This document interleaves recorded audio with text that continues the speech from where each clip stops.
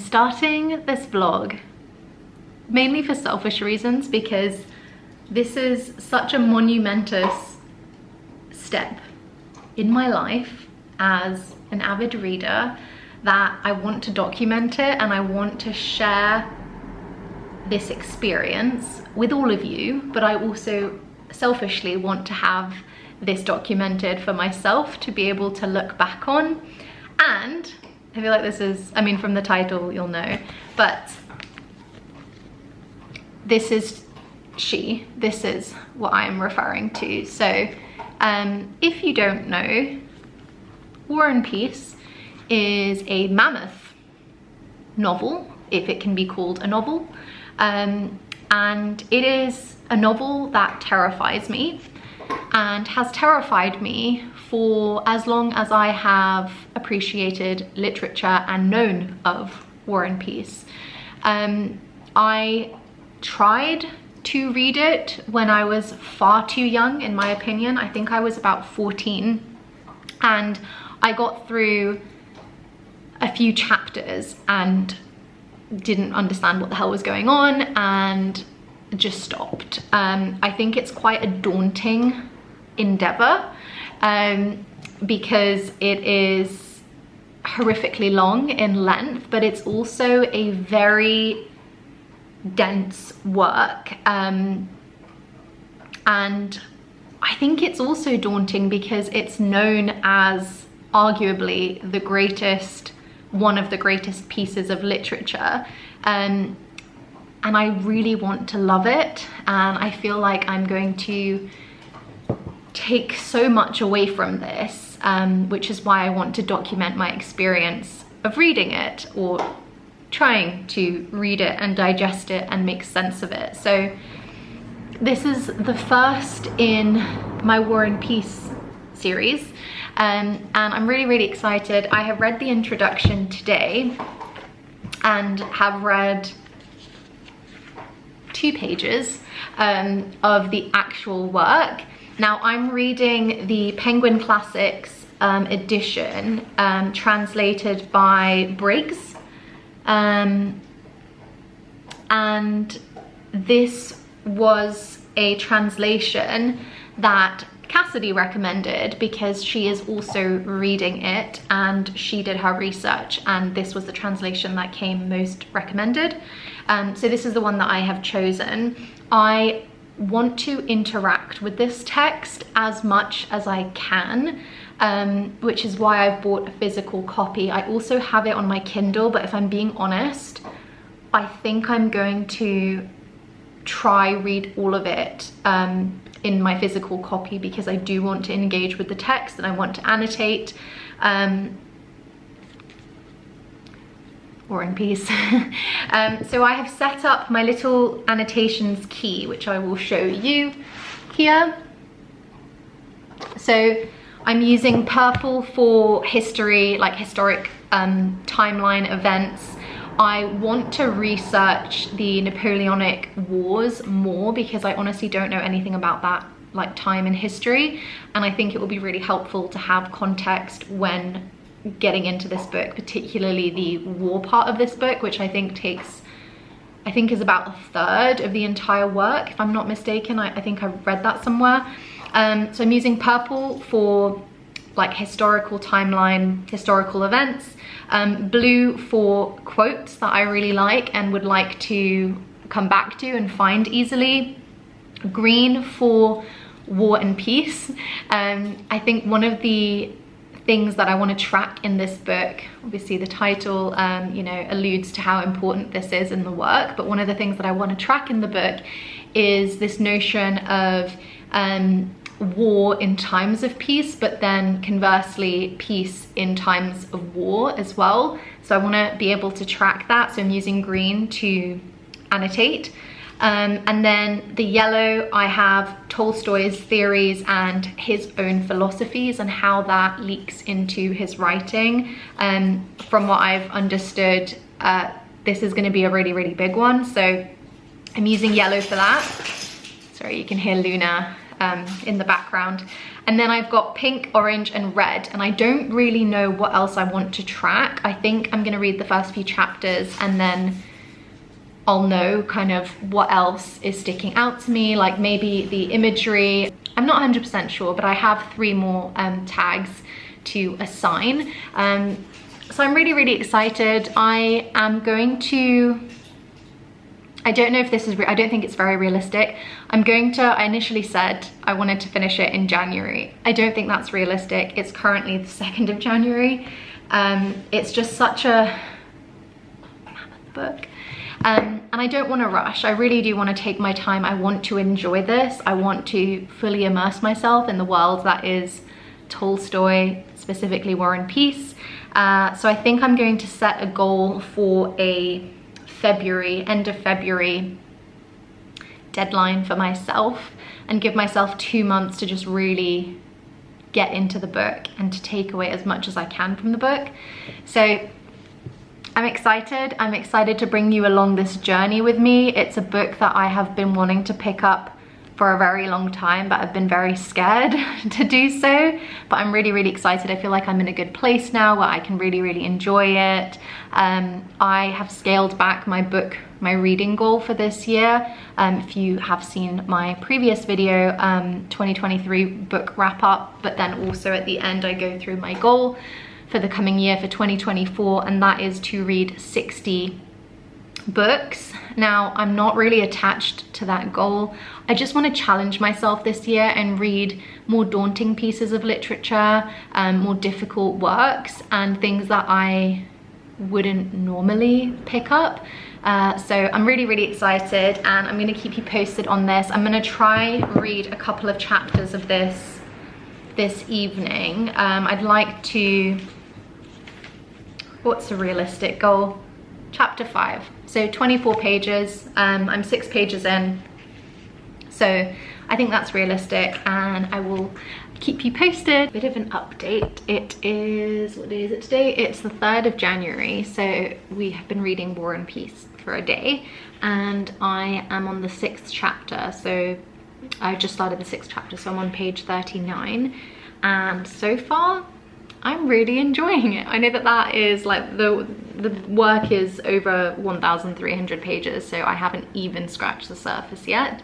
So it's a bit premature to say that, but so far I'm really enjoying it, and I was really nervous to start it just because in the first couple of chapters I knew that I would be introduced to a heap of characters, and I was quite nervous that I would be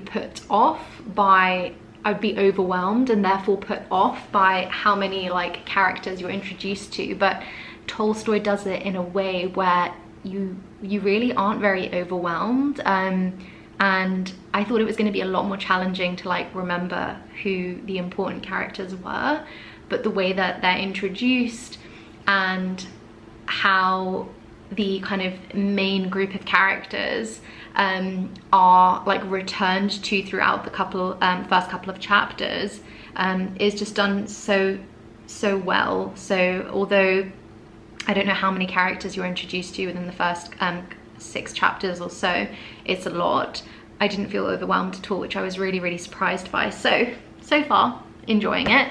I have also decided on the remaining tabs for my annotations. So I have decided that I'm going to use pink for character development. So any sort of tracking that I want to do in terms of different characters and their development, or like not even their development, just kind of tracking of these different like key characters, I'm going to use the pink tab for that. And then the orange one I've put for descriptions / imagery.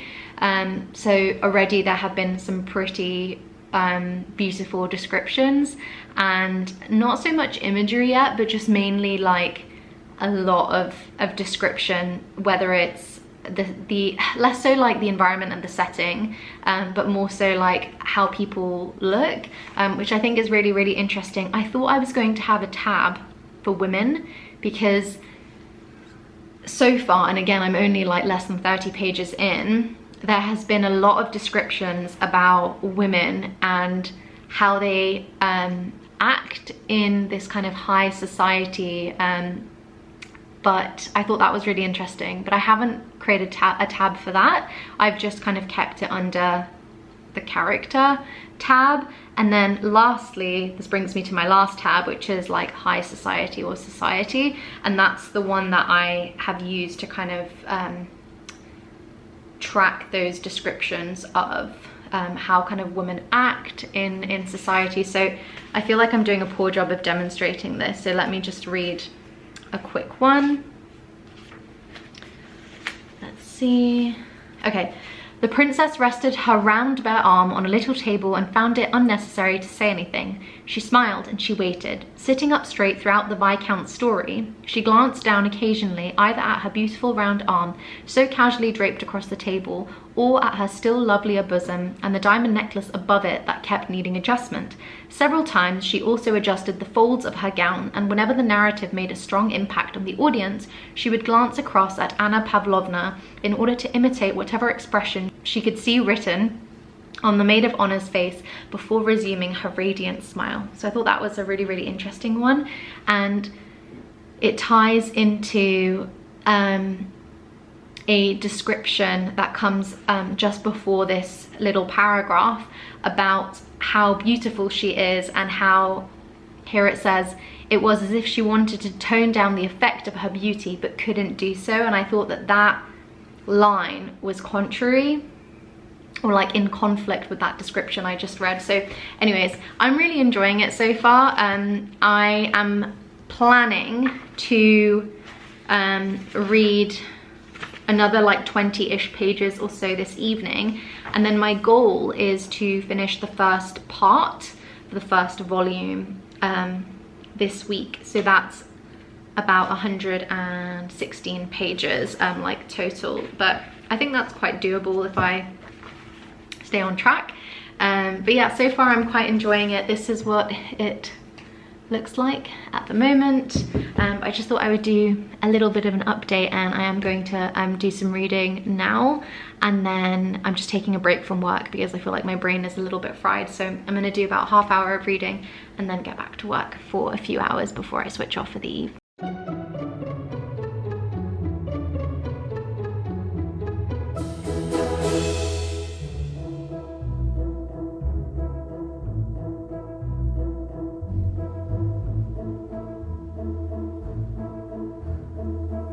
It's the 5th of, is it the 5th? It's the 5th. It's the 5th of January, and we are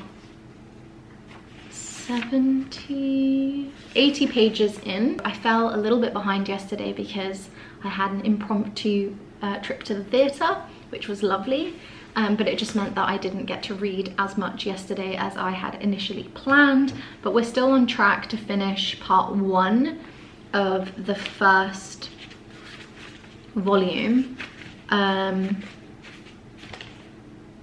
the end of the week. So I think I will probably read more than just the first part. I will get into the second part, even if it's just the first couple of chapters. But so far it's going pretty well. We're getting introduced to more characters. Obviously, I mean, I said earlier that there are, I think, around 500 characters in the entire work, and we have already encountered a fair few, but nowhere near 100, let alone 500. So we're still in progress. It's going well. I am continuing to annotate the book, and when I went out yesterday, I took my Kindle with me. I'm only reading War and Peace, which is a little bit unusual because usually, I would say the last couple of years, I've always been reading like 2 books at one time, whether it's one text and listen to an audiobook. But I want to just immerse myself in War and Peace, so I'm not reading anything else at the moment, and I think I want to keep it that way. I just want to have it be War and Peace and just really immerse myself in this world. So that's so far going pretty well, and I am really looking forward to reading. So I'm finding myself trying to read as much as I can throughout the day, in between like little breaks from work, or if I'm having my lunch or something like that. And that's going really, really well. The chapters are very short for the most part. They're no longer than 5 pages, I would say, which makes it a lot easier to kind of slip reading into like little breaks throughout your day, or like just fill up your time, like kind of what we would traditionally term like dead time. And I'm really, really liking doing that, because I find that instead of reaching for my phone and scrolling on social media, I'm reaching for War and Peace and reading a chapter here and there. So that's been going really, really well.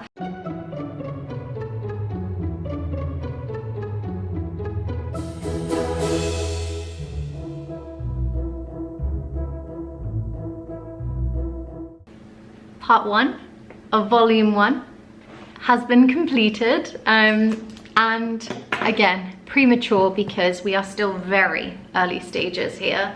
So 116 pages in, we're here. That's what it looks like right now. But we're at part 2 now, and so far I have really, really enjoyed part 1. I wasn't expecting to enjoy it this much, but I really, really have, and we are moving to the battlefield in part 2, which I'm a little bit nervous about, just because of a few things that Cassidy has said to me. She's a little bit ahead, and she's on pause until I catch up.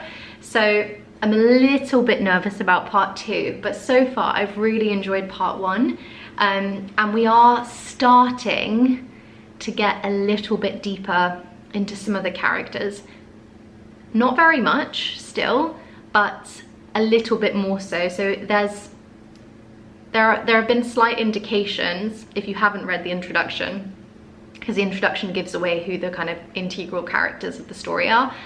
But if you haven't read the introduction, you already have slight indications as to who is going to be given more attention, let's say, more of the spotlight in the work. Prince Andrei and Nikolai, being those two characters that we are told are going off to war, have now gone off, and that is kind of the ending of part 1. It's with Prince Andrei leaving his father, his wife who is pregnant, and his sister, and heading off into battle, and that is, I believe, where part 2 kind of picks up. So I'm super, super happy with how things are going so far. I want to try get part 2 done this week. It's Monday the 8th of January right now, so I want to get this I want to start part 2 and get that going. Again, a little bit nervous about going into the war component of the story, just because I think it's going to be a little bit more intense, and I'm a little bit nervous I'm not going to like it as much as the first part. But again, still very early days in the work, and I am looking forward to kind of progressing and seeing where Tolstoy takes us. So if you have liked this video, thank you so much. I know it's a different one. Leave me a comment if you liked it.